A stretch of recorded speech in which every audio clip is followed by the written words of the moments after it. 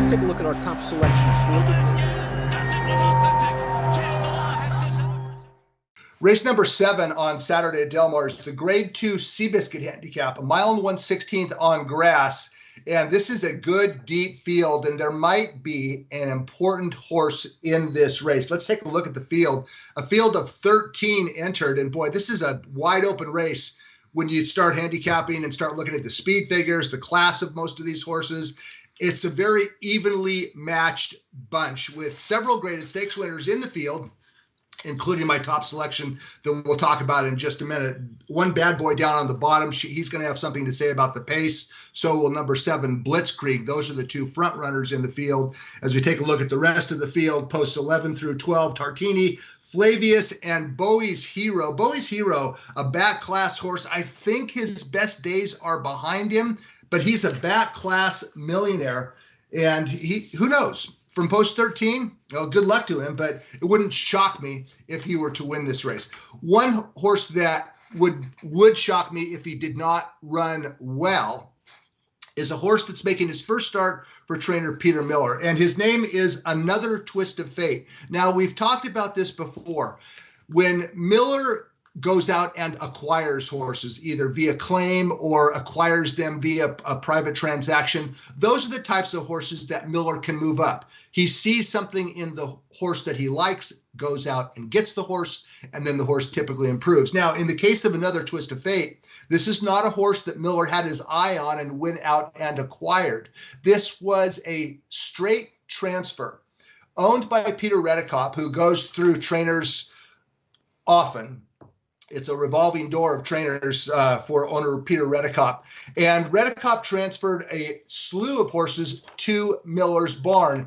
This is the best horse that Miller has received from Redekop, Another Twist of Fate. He was actually on the Triple Crown Trail as a 3-year-old in 2019. Wasn't quite good enough. He was off for a long time. He was previously trained by Blaine Wright.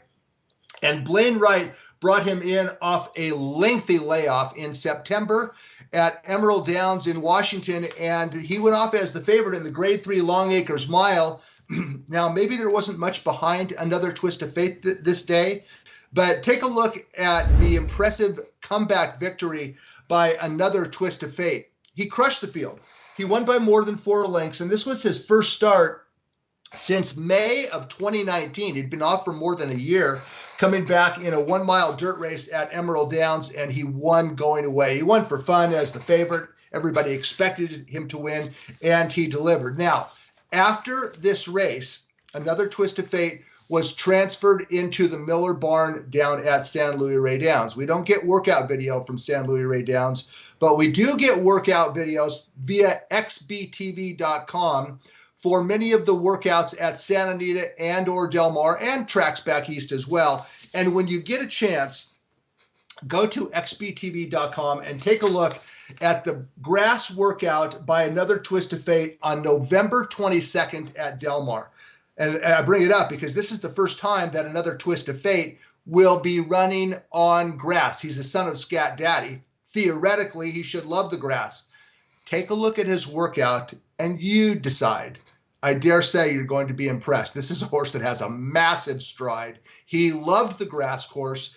He was dominant in the workout, and I know that workouts don't always translate to races, but the point is, Another Twist of Fate loved the grass course at Del Mar in his only grass workout leading into the Seabiscuit. This was a good horse. He's lightly raced. He's only started 6 times.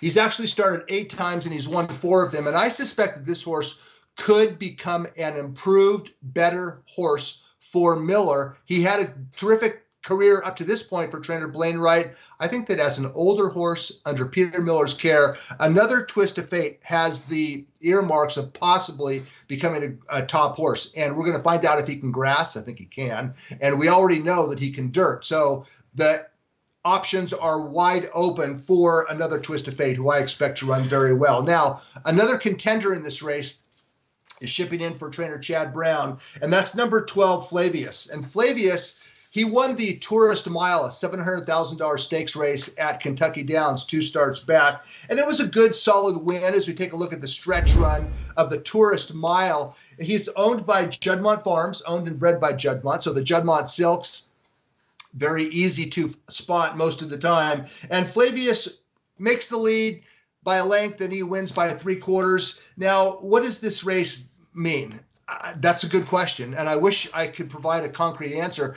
What it means is he was the best horse on the day, but the horse that finished second behind him, Snapper Sinclair, a good, solid grade 2, grade 3-ish caliber horse. Snapper Sinclair, I think he may have won a race more important than that, but Snapper Sinclair's just a cut below the top grass milers, and I suspect that so is Flavius. And in his next start, Flavius, he did not run very well. True, it was in the grade 1 Shadwell Mile, and in fact, a horse that he defeated previously, a horse that Flavius defeated in the Tourist Mile, Ivar, came back and put it all together in the Shadwell, and Ivar was an impressive winner. If you look at the comment line in the past performances of Flavius, it says that he was blocked in upper stretch, which is probably true.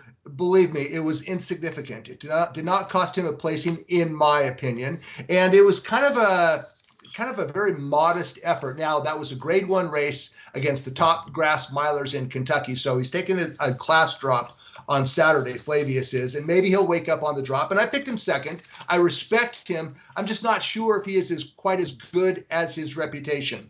If you're looking for a long shot, there might be one in this race, and he finished 4th last time out, but it was a better than looked 4th. I'm referring to Blitzkrieg, because what he did in the grade 2 City of Hope Mile last time out was quite extraordinary. As we go ahead and take a look at the stretch run, and that's Blitzkrieg on the lead after going 45-3, 108-3, and this guy fights back to deep stretch, and then he gets swallowed up by Mo Forza, who was the top grass miler in California last year. Sharp Samurai, Bob and Jackie finished 2-3, but Blitzkrieg in the yellow silks, after carving a ridiculously fast pace, he lasted until deep stretch. If he can slow it down just a little bit on Saturday, and I'm not sure if that's going to happen with one bad boy also in the field. One bad boy is a front runner, so is Blitzkrieg. But Blitzkrieg, I think, is a little bit quicker, and maybe one bad boy takes back. And if he does, Blitzkrieg potentially loose on the lead. Maybe he could start at a little bit of a price. He was 7-1 in the City of Hope Mile and finished 4th, so he should be around 6-1, 8-1-ish, you would think. Blitzkrieg has a chance up on the front end. But when all is said and done, I expect another twist of fate to run extremely well in his first start for Peter Miller, and I think that this horse could become an important horse on grass and or on dirt. So the grade 2 Seabiscuit, I'll look for another twist of fate to fire, and possibly Blitzkrieg to outrun his odds on the front end. Looking for another twist of fate in the grade 2 Seabiscuit Saturday at Del Mar.